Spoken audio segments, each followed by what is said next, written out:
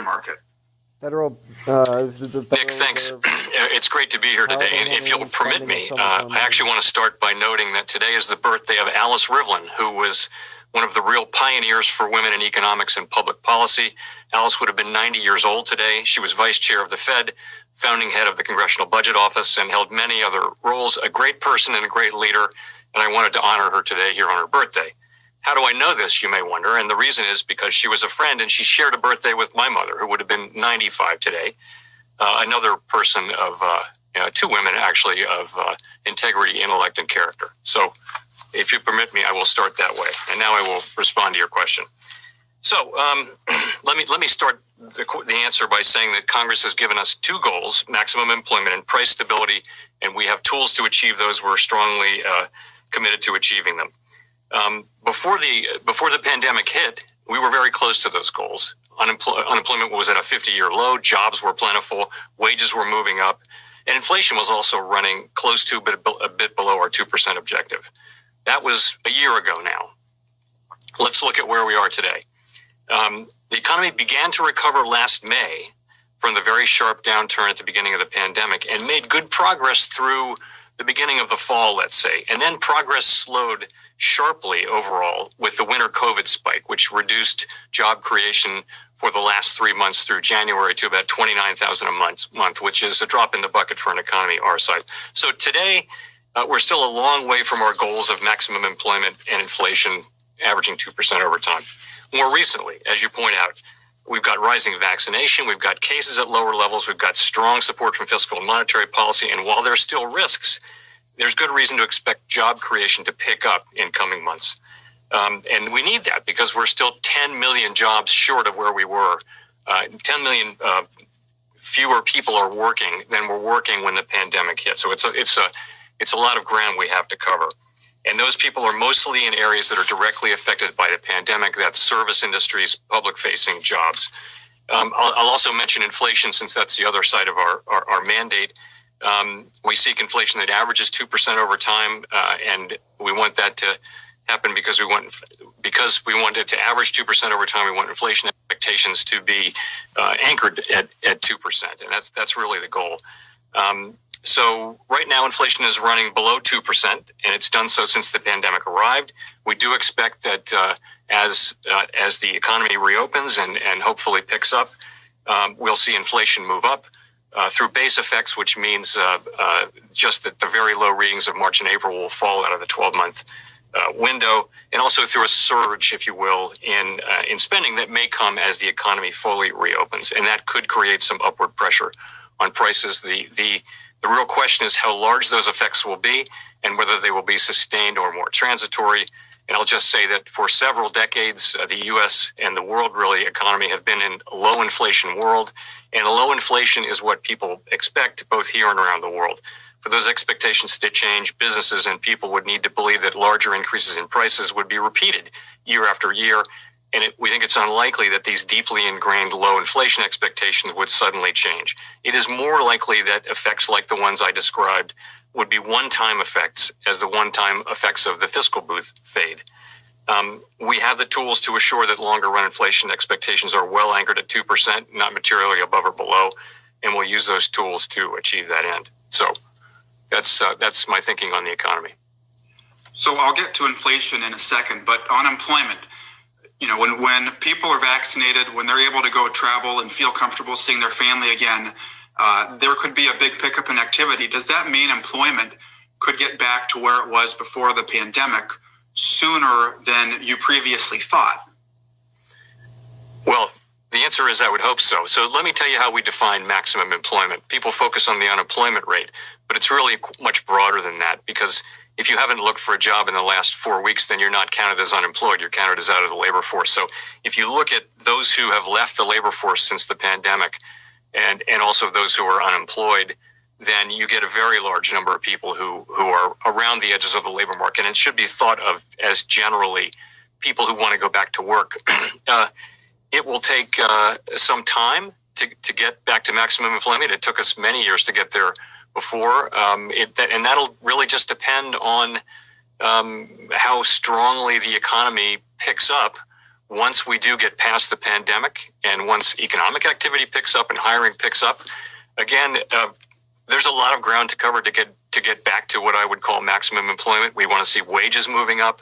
We'd want to see that the gains in employment are broad-based and that different demographic groups were experiencing it. So we have a high standard for identifying what maximum employment is, and we think it'll take some time to get there. But that is exactly the state we're trying to achieve, and we're trying to achieve it, as quickly as we possibly can. So just because we hit 4% unemployment, for example, if labor force participation was still low relative to where it was last February, does that mean we're not at maximum employment? Yes, I mean we'll look overall at a range of indicators, and certainly the unemployment rate and the labor force participation.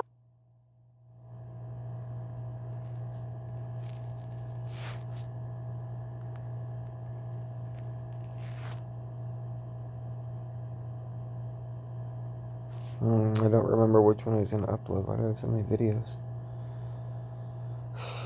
Alright, I guess it don't matter. Rate are two key ones. It's actually even broader than that, but certainly labor force. We've had the sharpest drop in labor force participation in many decades coming out of the pandemic, and that just means that there are quite a few people who are technically out of the labor force, but were working in February. So some of them will have retired, but the vast bulk of them actually want to go back to work, but they're not currently looking because perhaps the business where they worked is still temporarily closed or permanently closed. So the answer is yes. 4% would be a nice unemployment rate to get to, but it'll take more than that to get to maximum employment. And do you think we could get there this year? No, I think that's highly unlikely. I think we have significant ground to cover. But you think about it, if you add back in a broader measure of unemployment is about 10 million people. I'm hopeful that we can begin to make good progress again, that hiring will pick up. So as I mentioned, hiring was strong during much of last year after the pandemic, after the critical phase of the pandemic in March and April, but it really slowed down over the winter with a spike in COVID cases, and it hasn't. We don't think it's really picked up much yet. We're looking for that to happen as cases come down, as vaccinations increase. Hasn't happened yet, so I think it's not at all likely that it would reach maximum employment this year. I think it's going to take some time to get there. Let's talk about inflation for a second. Between the $900 billion the Congress approved around Christmas and then this $1.9 trillion package Congress is looking at right now, that's some serious spending. And the market has been pushing up longer term interest rates, maybe because it seems to anticipate an unwelcome increase in inflation. Is the market wrong? Well, is the market wrong? That's a pretty broad question, I would say. Maybe to be a little more specific, let me talk about the sort of market pricing, I think is what you're really asking about. So in terms of the bond market, so you're right, bond market rates moved up. And as far as that is concerned, a number of factors are factored into it. But from our perspective, we monitor a broad range of financial conditions, and we think that we're a long way from our goals. We think it's important that financial conditions support the achievement of those goals, and I would be concerned by disorderly conditions in markets or a persistent tightening in financial conditions that threatens the achievement of our goals. I would be concerned if those things were to happen. In terms of the other question tends to be markets reflect an estimate of when we would raise interest rates, and so let me talk about that. That's the other question. So the question is, what would it take for us to want to raise interest rates? Right now, our policy rate is effectively at zero. So we have a new framework, and we're strongly committed to implementing that framework, and we have guidance out to implement that framework. As I mentioned, with rising vaccination and other things happening, fiscal policy support, there's good reason to think that the outlook is becoming more positive at the margin. And in coming months, we could see spending and job creation picking up. So let me talk about the guidance. And by the way, the guidance is always, it's outcome based. It's not date based. So we never think We never say, hey, we're going to do this in 18 months or 24 months. It's always when these conditions are fulfilled. So for asset purchases, as you're aware, we say that they'll continue at least at the current level until we achieve substantial further progress toward our goals. That's actual progress, not forecast progress. And as I mentioned, there's good reason to think we'll begin to make more progress soon. But even if that happens, as now seems likely, it will take some time to achieve substantial further progress. For interest rates, to raise interest rates above zero, very simply, we said we'd want to see labor market conditions consistent with our assessment of maximum employment, and that means all of the things that we talked about. We'd want to see inflation sustainably at 2%, and we want to be on track to have inflation run moderately above 2%. So these are highly desirable outcomes that that would represent an economy that's very far along the road to recovery. And there's just a lot of ground to cover before we get to that. The last thing I'll say is this, and I want to be clear about this. If we do see, as I mentioned, if we do see what we believe is likely a transitory increase in inflation, where longer-term inflation expectations are broadly stable at levels consistent with our framework and goals, I expect that we will be patient. So there's a lot there. Thank you for that. I guess, the question is has the recent run-up in bond yields been consistent with your economic outlook and with the new framework that you've adopted that takes a more relaxed approach to inflation? I don't want to be the judge of a particular level of one interest rate among many, one asset price, if you will, among any. Our new for your the people at your conference benefit, our new framework says that we will seek inflation that runs moderately above 2% for some time after we've had a shortfall of inflation. And it also says it commits us to not raise interest rates just because the labor market gets strong. And those things, I think, will be good for the labor market over time. Again, I would just say, as it relates to the bond market, I'd be concerned by disorderly conditions in markets or by a persistent tightening in financial conditions broadly that threatens the achievement of our goals. And I understand why you wouldn't want to comment on a specific level of rates, even if the level of rates isn't a problem. Was the speed with which real rates adjusted over the last week problematic in your view? It was something that was notable and caught my attention. But again, it's a broad range of financial conditions that we're looking at, and that's really the key. It's many things, and we want to see and would be concerned if we didn't see disorderly conditions, orderly conditions in markets, and we don't want to see a persistent tightening in broader financial conditions. That's really the test. It's not appropriate to isolate one particular interest rate or price. It's more of a broader assessment that we make. I guess what I'm wondering is the market now believes the Fed will raise rates earlier and faster than it thought a week ago. Are you saying that's consistent with your outcome-based policy guidance and with your new framework? It's going to depend entirely on the path of the economy. So I laid out the conditions upon which we would consider raising interest rates, and that's labor market conditions that are consistent with maximum employment, which is, that's a big thing to get to, and it will take some time to get there, right? Inflation sustainably at 2% and inflation on track to run moderately above 2% for some time. So those are the conditions. When they arrive, we will consider raising interest rates. We will not, we're not intending to raise interest rates until we see those conditions fulfilled.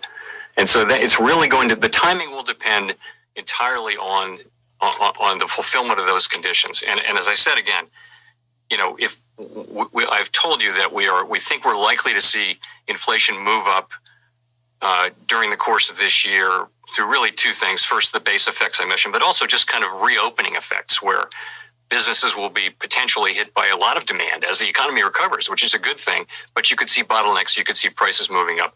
We're inclined to see those as transient.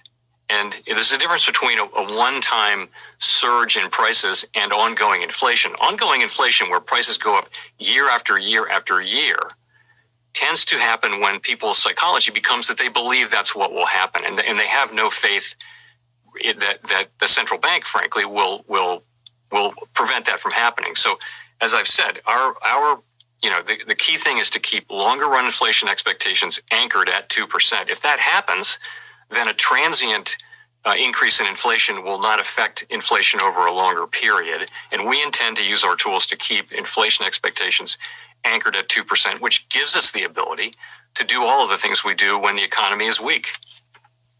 It could take months, though, for the data to contradict or validate this narrative about transient inflation, and obviously investors are twitchy right now. Do you think your guidance is too vague right now to be properly understood by investors? I'm trying to make it as clear as possible. And I went through, the guidance. I think the guidance for the tapering asset purchases has an element of judgment in it. But I've also said that we will, well in advance of any decision to consider tapering asset purchases, we'll communicate about our sense of progress towards substantial further toward the goals, substantial further progress toward our goals. So we're not looking to surprise people with that. And as far as the rate liftoff guidance, it's pretty specific. And as I said, it will take some time to get there. If you think about it, you've got to have a very strong labor market and inflation performing in line with it's a picture of an economy that is all but fully recovered. The sooner that happens, the better. But I would say realistically, that's going to take some time. And as we sit here today, do you think the hope of a brighter outlook you've discussed here might lead to substantial further progress being achieved this year? Again, I've been so far been able to not reduce it to an estimate of time. I mean, that will come, I think, when we can see that. Right now, we haven't been making much progress. I mentioned 29,000 jobs per month for the months of November, December, and January. So, and spending was maybe a little better than that. But in the job market, you saw a real slowdown in job creation. That wouldn't get you to maximum employment anytime soon. That's just not enough. So, I do expect, and many forecasters expect, that there'll be a pickup in job creation. We'll have to assess that when it comes. I don't want to be making. But again, I think realistically, though, it's March, and we're going to start. Presumably, in the next couple of months, we'll start to see stronger employment, and we're going to want to see substantial further progress in both maximum employment and stable prices. That's going to take some time. It just will take some time because you've had 3 months now where you didn't make much progress. So we've got to get going and start making it again. And for us to assess that and signal forward, it's going to take some time. As you noted, the Fed is buying $120 billion per month in Treasury and mortgage securities. You've been saying for the past year that your asset purchases are designed to support market functioning. Have you seen anything in the Treasury market that suggests a need to lengthen the maturity profile of your purchases? So we think our current policy stance is appropriate. As I mentioned, the federal funds rate is at the effective lower bound, which is our technical name for zero or close to zero. We provided really strong guidance about the conditions we need to see before we considered raising it. We're buying $120 billion in treasuries and mortgage-backed securities across the curve, and we'll continue at least at that pace until we see substantial progress toward our goals. Financial conditions are highly accommodative, and that's appropriate given the ground that the economy has to cover. It's always the case that if conditions do change materially, the committee is prepared to use the tools that it has to foster achievement of its goals. Well, and if there were some kind of rate move that you felt represented a threat to your outlook, what would you do to address it? Well, that's a sort of hypothetical situation. We would use our tools. It's hard to say in the abstract, but we would use our tools as appropriate to foster the achievement of our goals. There's been some discussion in recent days. It's gotten a lot of attention. The idea of selling bills or letting bills runoff of your portfolio to address a collateral squeeze in money markets. Is that something you think needs to be considered at this time?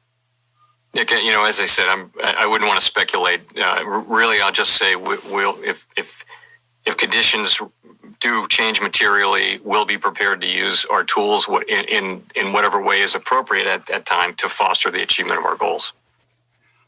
I know a lot of this talk about inflation and interest rates can feel abstract. And so I wonder if you could put into plain language what the practical effect is of the changes the Fed has been making over the last year to your framework. What does it mean for everyday workers? Great question.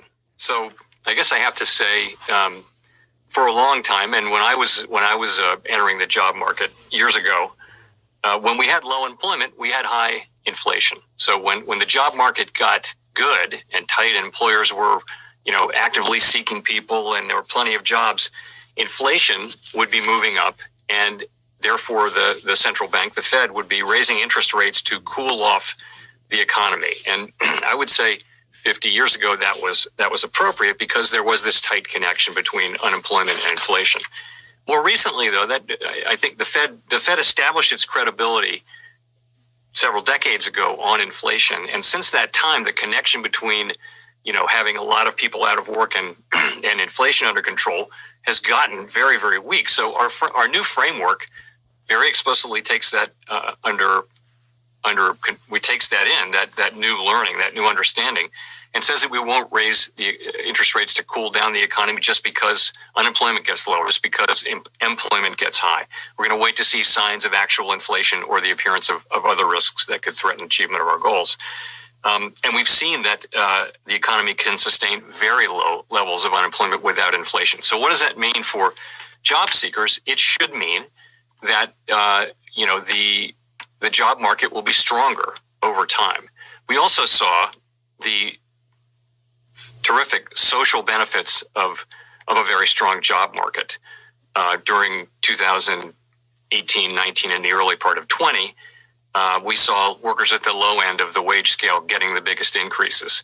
We saw labor force participation moving up, so people who might have given up on finding a job found a job, and people at the margins of society, maybe coming out of prison, things like that, got jobs. And there was really a lot to like about a very strong labor market. So, we're really, really committed to getting back to a very strong labor market. And, the strong anchoring of inflation expectations, the inflation dynamics that we have give us the ability to do that. But it does require that we remain committed to keeping inflation expectations anchored at 2%, and we will do that. Of course, some prominent economists in the last couple of weeks, as you know, Larry Summers, Olivier Blanchard, are saying that policymakers have maybe grown too quick to conclude from recent decades that low unemployment is no longer inflationary. Are they right to worry about this right now? Well, so many people, particularly people who are now entering the job market, will not have lived through high inflation. And high inflation is a very bad state of affairs, and it hurts people the most on fixed incomes and lower incomes who have less wealth to draw upon. So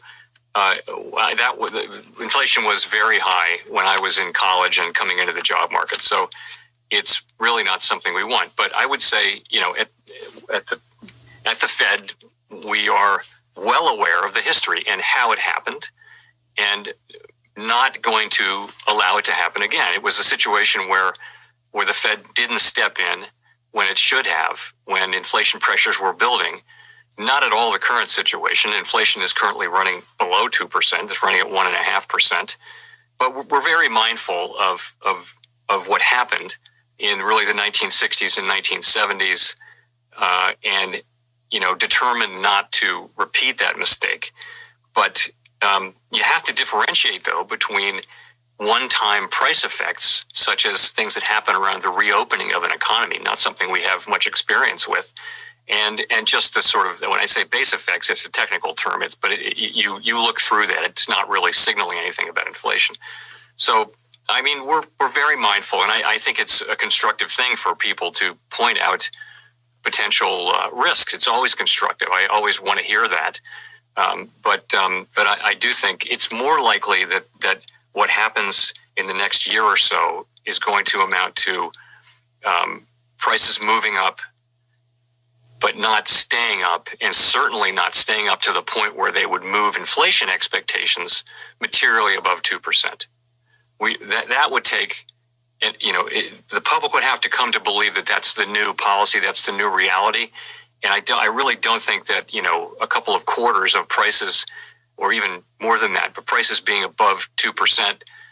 Would change the psychology, particularly in a world where inflation has been the problem for the last decade in all of the major advanced economy countries. They've been facing low inflation because of these global disinflationary pressures, which haven't gone away, and they're not going to go away overnight.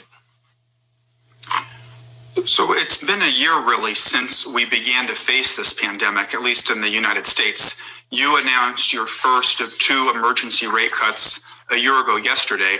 And so as we mark that anniversary, what are 1 or 2 of the most important lessons you think we've learned from this economic crisis? Yeah, we've been thinking about that a lot. We're sort of going into the anniversary of that extraordinary period. So the first thing is, and we really implemented something that we learned from in the last crisis, the global financial crisis, and that is that we needed to move quickly and powerfully with our tools and not hesitate. And we really did that this time. And so did Congress, by the way.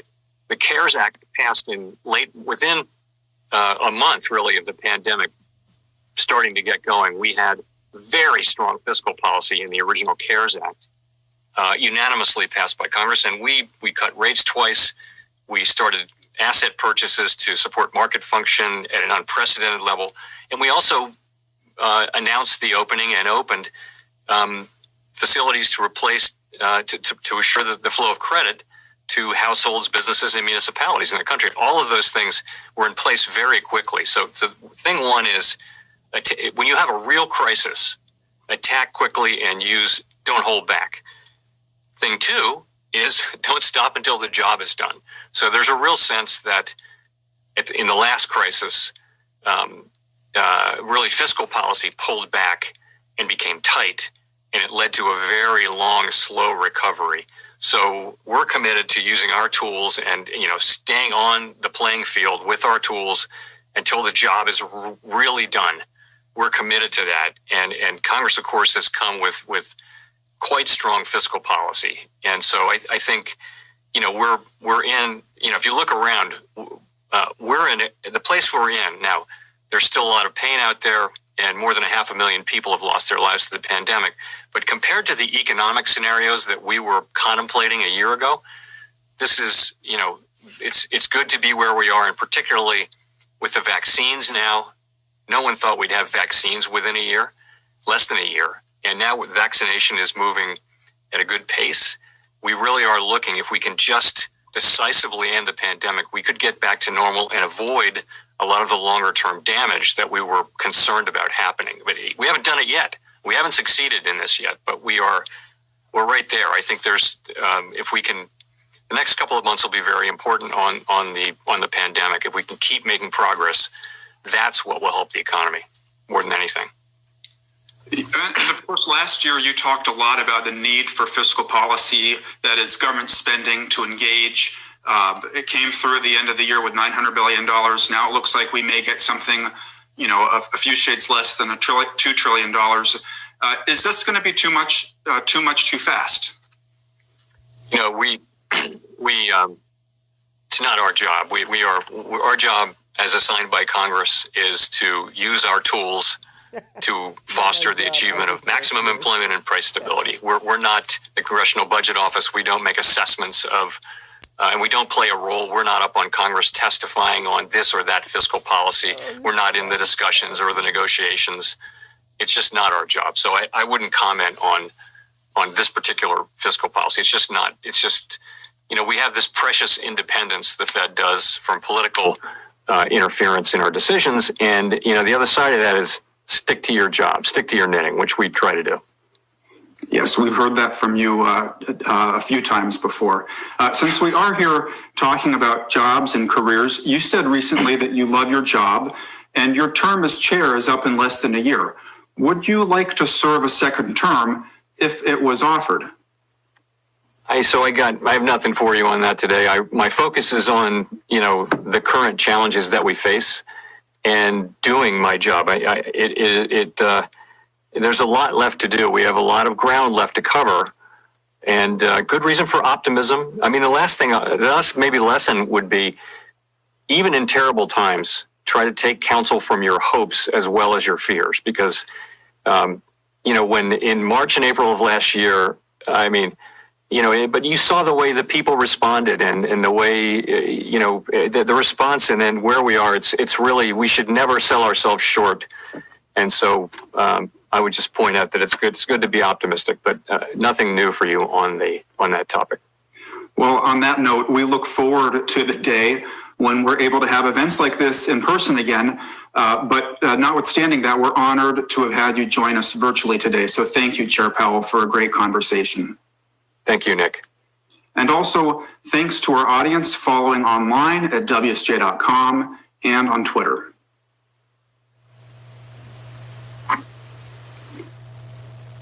That was anticlimactic. Alright, I'm going to start a new video. I'm going to upload that one. A lot to digest there. Tesla is still